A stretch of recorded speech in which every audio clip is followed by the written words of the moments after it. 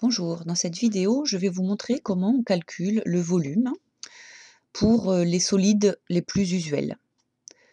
Alors tout d'abord, je vais vous redéfinir ce que c'est l'unité de volume.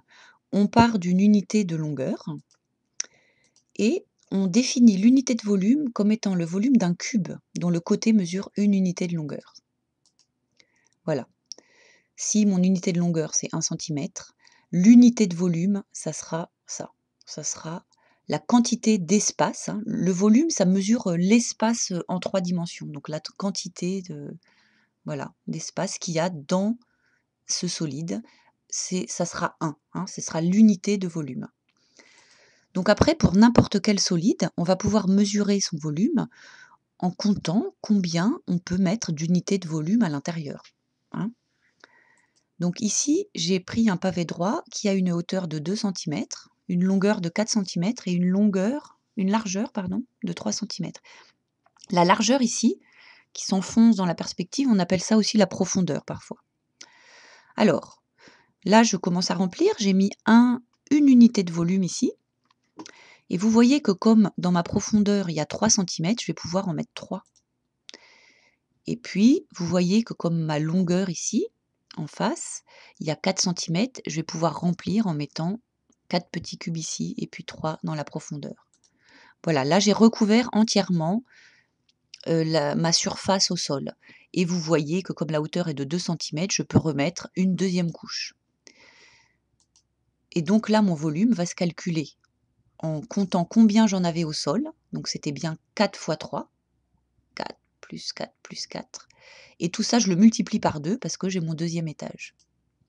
Ça revient en fait, et c'est ça qu'il faut absolument retenir parce que c'est la formule pour les prismes, c'est que le volume de ce pavé droit se calcule en calculant l'aire de la base, donc ici c'était 4 fois 3, multiplié par la hauteur. Je vous invite à aller voir la vidéo sur les aires qui va nous être utile. Donc je termine le calcul, l'aire de la base c'était 12, 4 fois 3, et je remultiplie par 2, on trouve 24 cm3. Bien, donc ça c'est le détail pour vous expliquer un peu à quoi ça correspond, mais en troisième, ce qui va nous intéresser, c'est vraiment de connaître les formules pour les solides les plus usuels. Donc là j'ai mis un peu de tout, je les ai regroupés parce que vous allez voir, tous ces solides, ils ont la même formule de calcul de volume. Et la formule est la suivante, c'est la même qu'ici, c'est l'aire de la base multiplié par la hauteur. Donc ici j'ai un pavé droit, ici je pense que j'ai essayé de dessiner un prisme avec une base en forme de parallélogramme, mais on a l'impression que c'est un pavé droit quand même. Ici on a des prismes, et ça s'appelle un cylindre. La base, c'est ce que j'ai colorié en rose ici, et puis la hauteur, c'est ce que j'ai appelé H. Alors, il faudra être vigilant dans les exercices, parce que la base, elle peut avoir n'importe quelle forme,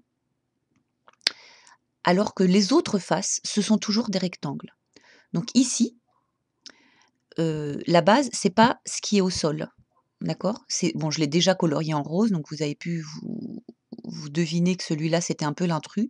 Donc en fait, c'est mieux de l'envisager. Alors je vais le retourner.